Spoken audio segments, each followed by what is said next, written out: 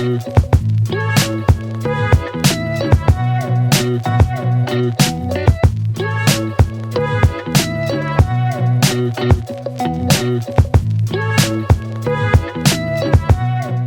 back to WB & Sons. This is a new series we're doing covering what happens in between auction days, starting with today. So today is the Monday after our January auction, January the 27th. So we're now on Monday the 29th. It's about 8:30 in the morning. And we're going to show you a little bit of what happens in the 6 weeks in between every auction. If you're new to the channel or you don't know who we are, we do auctions every 6 weeks up here in Newcastle. We are a family run business. There's myself, James, my brother Charlie, my brother Toby, his wife Georgia, my wife Rebecca, Charlie's wife Becky, my father Justin, and a whole load of other people helping us out. But we're going to detail what happens from today all the way right through to the next auction day. Again, starting with today. So today we have a whole load of provisional deals still to finish. So again, that means if a car doesn't sell at the reserve on the hammer on auction day, we then go and have a conversation with the seller, with the buyer, to get a deal done at the end. And again, now in a modern auction, that is quite common. It's all published in our results, so again you can see those things. We then also have to deal with 158 lots all coming out the door. We've got new ones coming in already. As you can see from our site and as you will see from the video, there's not the best access and storage, so if we need a car from the back of this haul out, we need to know when it's coming so people aren't waiting. All that needs to happen starting today, and we're also turning our attentions to the next auction. So if you follow us over this series, you'll see exactly what goes on in between. Like James says, it's the Monday after auction. Phones are going mad, everyone's got their jobs to do. We're going to start compacting the haul down a little bit, getting the cars out and getting ready for new stuff coming in. Like I say, like James already mentioned, we've already got new entries on their way in. We try and get those processed as quick as we can, get them photographed, get them video and get them online. We've also got a load of cars going out today that we know of, and they always tend to be the ones that will be back of the haul as well. It's also raining, which doesn't help the situation. There's nothing we can do about that. So we're going to start pulling these cars out and where they need to be and what time they get picked up. And also we get a lot of people turning up today as well, collecting cars, just sort of offer trades and all this sort of stuff. So the Jaguar was sold with us on Saturday, and the new owner is on its way, on their way to pick it up. Another thing we like to do, just to make sure the experience is all enjoyable, is we always check the waters, the tyre pressure and the oils on these cars when we know they're going out. If the battery's gone flat, which can happen with them sitting here for a few weeks in the haul, we like to charge you up to make sure you can have a safe enjoyable trip home.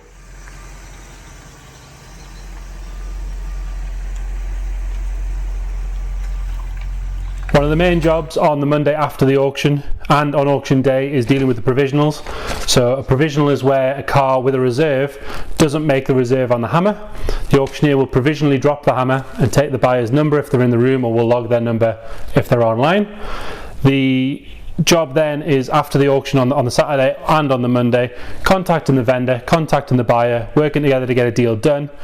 That is what sets us apart from many auction houses who, back in the day, pre-COVID, everything sells on the hammer. They're not used to having to do those deals, whereas because we've set up in the new market, we're very, very good at it. Our results will show the difference. Sometimes, cars might come in 6 weeks before an auction, the market might drop slightly, or it just might not have the interest on the day. That's where we come in, working together to get the deal done. We got 25-30 cars sold on Saturday after the auction on that, and a few more again this morning. We do also deal with people ringing up who maybe missed the auction or saw a car didn't sell, and we're getting deals done on those as well, all in the aim of getting as many cars sold as possible. So it's now 4 days since our January auction. Yesterday or last night, 5 PM, was the deadline for invoices, so there'll still be a few of those remaining that the office will be chasing today. As you can see, the haul is starting to clear out nicely. We still have a lot of cars going out this week and into next week. We're organising our transport, so we've got cars going all over the UK, into Europe, and a bit further afield as well. They obviously go over the next week. Everything we like to get is charged up and checked out, like we've already shown you. That's all getting organised. And this week we start to turn our focus onto the March auction, which is now 5.5 weeks away. So as you can see, it's non-stop. But the aim of the game now is to get the last few bits of invoices paid so we can start paying out to the vendors, get the remaining cars out and start dragging some cars in. So yeah, watch and we'll see what happens. This morning I'm off down to Yorkshire to see a very good customer of ours. They have the most amazing classic and sports car storage facility, really some stunning cars in there. We've done quite a few jobs and bits and bobs for them in the past, usual stuff. So you've got 200-300 cars on site. Occasionally a customer's going to ask you to find a new home for it, or you're going to have a deceased estate, which in this case is what we're dealing with here. Really exciting car. We've been dealing with it for a couple of months now, obviously dealing with the probate and things going through. A very interesting 1950s Mercedes, one of about 6 in the UK. We'll go down. I'm in the Discovery with a triaxle trailer on the back today. We'll head down, we'll have a little look at it, and then we'll bring it back here and I'll tell you all about it.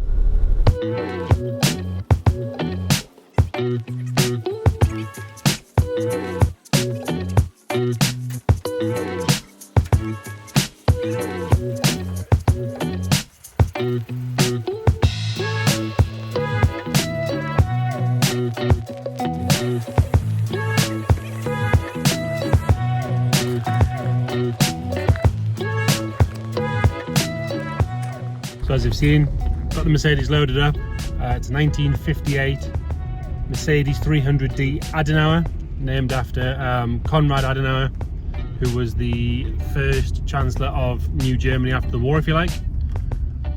The car itself is one of 6, we believe, in the UK. Really fabulous car, built alongside the 300SL, same engine. Late 50s car with fuel injection as well, which is amazing. So we're going to get it back, we'll get it unloaded, we'll get it detailed up, and then we'll have a good look at it.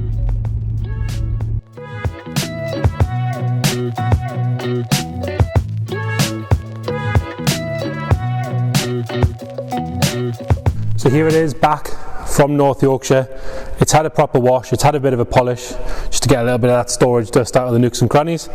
So as you can see, it's a 1960 W189 300D. They often get called the Adenauer, which is after Konrad Adenauer, who was the German Chancellor in 1946 all the way through to I believe about 1963.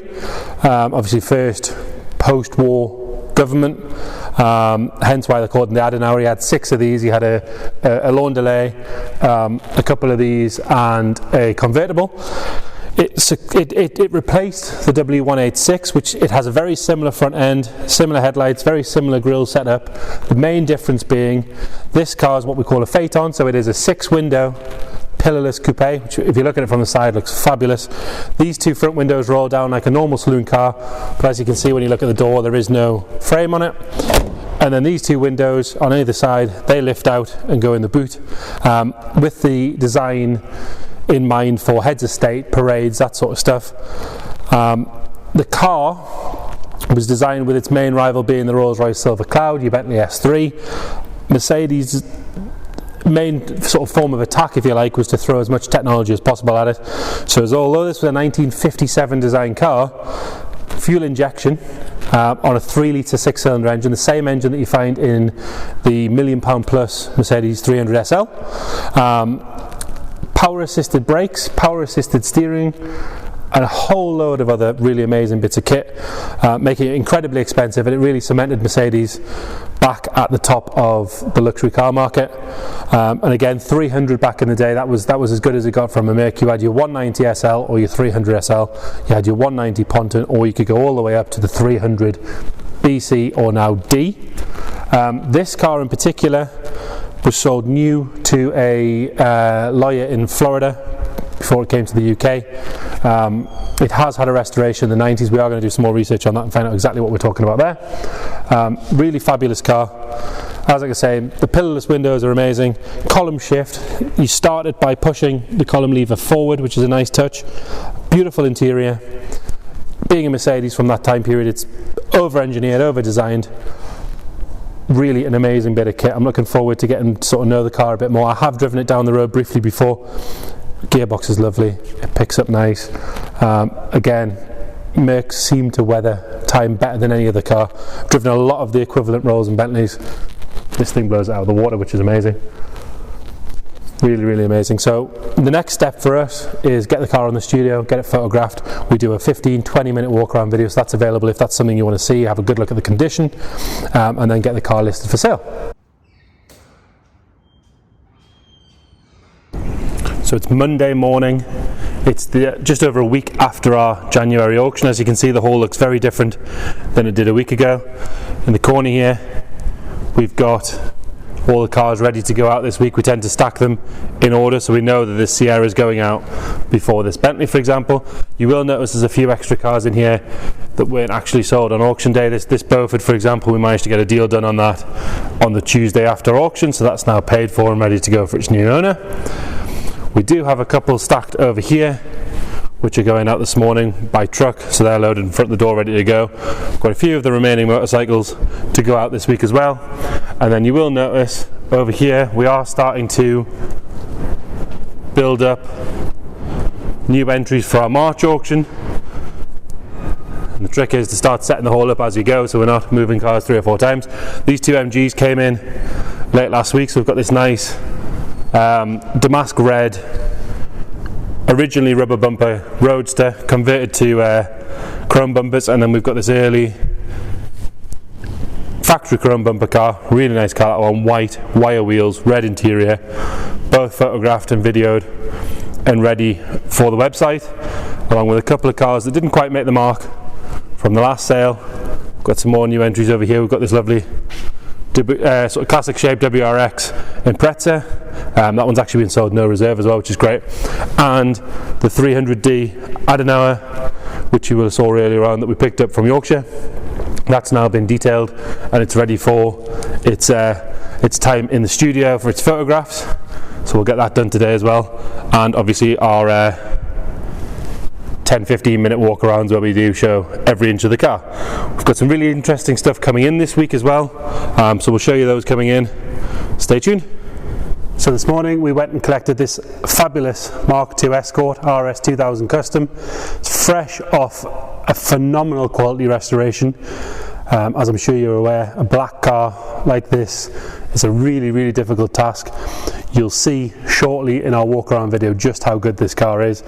We didn't film going and picking it up this morning because it is at the owner's house, and it's in quite a public place. We don't want to show where he keeps his toys, but we thought this would be the perfect example to show exactly what happens when a car comes to us. So we've been and picked it up this morning, and then we're going to follow it through the process going forward. Once the car comes off the truck or off the trailer, first thing that happens is it comes into the hall, it's cleaned and polished up. In the case of that RS 2000, it just didn't need that. It's like possibly the cleanest car we've ever picked up. The next step is to bring it here onto our photo studio. So this was a huge investment for us, nearly 2 years ago now. The only one like it in the industry. The reason we use it is for quite a number of reasons really, but one, we can take photos day or night. Doesn't matter what the weather is outside. 2, we want every single car to be treated the same. So whether it's a high value, perfect RS 2000 like that, or a £1,500 starter classic, it doesn't matter. They're all photographed on here. They all look exactly the same in the environment. You can tell our photos a mile off. It is all automated, so we use a remote control. It turns the car to 12 different positions, so again every single angle is the same on every car. We've got proper studio lights, so you can see every panel, whether it's smooth or whether it does have imperfections. We want to be as transparent as possible, and then we move on to our interior shots and all that sort of stuff. You're looking at between 30 and 40 photographs per car, each one listed on the website. They're all available in high resolution, so you can zoom in as much as you want. You can inspect every little detail and see exactly what you're buying if you can't get here to see that car. Once the car has been photographed, it then comes off the studio and it's parked in the middle of the hall here under the brand new lights that we've got here, where we do our walk around video, filmed in 4K, so the best resolution there is. 10 to 15 minutes, sometimes longer. We've gone as far as 25 minutes if needs be, showing every inch of the car. We go around the bodywork panel by panel. We look at the arches, we look at the condition of the tyres, the wheels.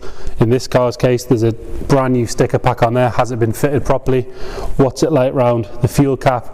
Is there any corrosion coming through? All that sort of stuff. For each specific car, we do look at any known faults with that model. we will put the camera underneath so you can have a good look underneath. We'll then go around the interior and we'll tell you everything, whether it's good or bad.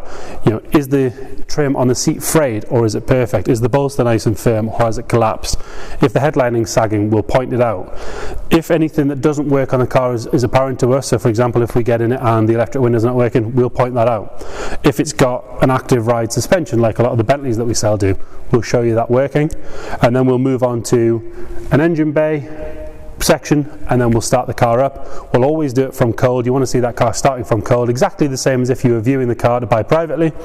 And like I say, 10 to 15 minutes. They go on every single listing, so again, it doesn't matter whether it's something as exciting as this or a very low-end starter classic car or motorbike. It doesn't matter what it is, every single car gets those same photographs and same videos.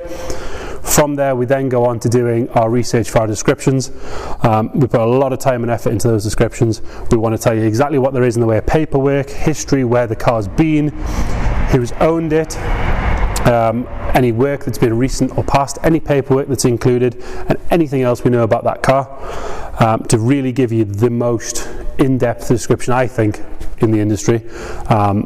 If you have 2 minutes, go and have a look on our website, compare the listing for this car, for example, to maybe one of our competitors. You'll see exactly what we mean.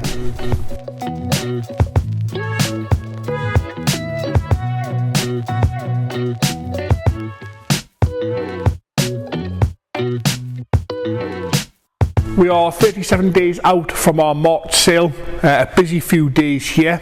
You've already watched how we process, clean, photograph and advertise the cars. We're getting ready for advertising. I thought we'd have a quick look at a handful of cars that have come in the last few days, starting with this lovely Ford Thames 300e van, very popular, usable commercial van. These in lovely condition, this one, nice paintwork with a gorgeous interior. Moving sort of up our list, we've got this, what I would say is quite a rare Mercedes 260e factory Sportline, this car, and it is absolutely hands down the best one I've seen. The backs of the doors, the arches, it's gorgeous from there to there, absolutely stunning. Great history file on this one, all the MOTs to back up the mileage. It's a factory Sportline with the Carrera Châtelet factory body kit on it, and we're all in love with this one at the minute. We've got a very, very sensibly priced Triumph GT6 here in red, one shade of red, no pinkness to it. Again, another great car for the show season coming. We'll be in summer before we know it, and what a happy place to be. A simply stunning RS2000 Custom. We put this on the internet the other day. We've had loads of interactions over this car. It's sort of the that 80s childhood dream on the RS2000 there. Another one to watch. I know we're doing some buyer's guides now and then. I think we will be doing one on these DB7s, because at the minute these are crazy value for money. This is the 3.2 supercharged straight six manual car. Again, like I say, I will repeat myself, crazy cheap at the minute, these Aston Martins. Not our usual sort of stamp, but we've got a 2007 Audi A3 2-litre turbo quattro S-Line here. 9,103 miles on that car, so that's why it's in here, because on that sort of mileage it's equivalent to it's a brand new car. 9,000 miles, crazy, really good spec, great service history on that one as well. And again, we're like these sort of cheap end of the market, good users, modern classics, these little minis. It's the BMW before the change at the Peugeot engine, the early ones. It's a 1.6 convertible with a letty roof, perfect little summer car for under £2,000 that. So as you can see, the holes are now starting to fill up nicely. We're 2 weeks since our January auction, 4 weeks till our March auction. We've got some amazing entries lined up. We're going to do this video or this series over probably 3 parts. We'll do another bit over the next couple of weeks, and then a final one in the run up to the March auction. We've still got some amazing entries coming up, like I said. We've still got a huge amount of logistics and back office work, which we'll show you as well. We've got our Sunday club, we've got things like lot numbers, online bidding going live, viewings, all that sort of stuff, which we'll put across the next 2 videos. So just keep watching. Thank you for your time on part 1. We'll see you in part 2.